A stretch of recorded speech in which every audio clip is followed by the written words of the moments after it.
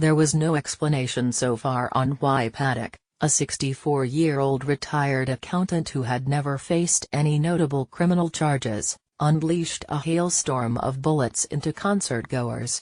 "We believe Paddock is solely responsible for this heinous act," Clark County Assistant Sheriff Todd Fasullo said in a press conference late Monday. Paddock was alive when he made first contact with officers.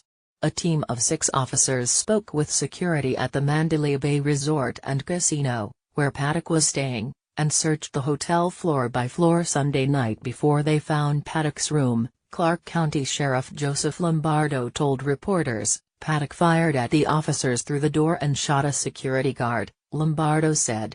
The guard was shot in the leg. Several vigils were held Monday night to honor the victims of the shooting. Community members gathered in Reno, Las Vegas, the Nellis Air Force Base and at the campus of University of Nevada, Las Vegas. Carrie Barnett, a Disney employee, is the latest victim to be identified. "A senseless, horrific act, and a terrible loss for so many. We mourn a wonderful member of the Disney family," Carrie Barnett tweeted. Disney chairman and CEO Robert Iger. Paddock bought multiple firearms in the past, but investigators believe the firearms were purchased legally, a law enforcement official said. The official said initial reports suggest at least one rifle was altered to function as an automatic weapon. A North Las Vegas gun store sold a shotgun and a rifle to Paddock in the spring. All state and federal requirements, including a FBI background check, were met, said David Famiglietti, president of New Frontier Armory. He said that neither of the weapons leaving our store are capable of what we've seen and heard in the video without modification. Country singer Jason Aldean was performing at the festival attended by 22,000 people when bullets began to rain into the crowd. Kimberly Fole, who was there, said she heard the gunshots at the beginning of an Aldean song, but didn't think others heard it because the music was so loud. "Some people didn't believe it was real. Some people thought it was fireworks.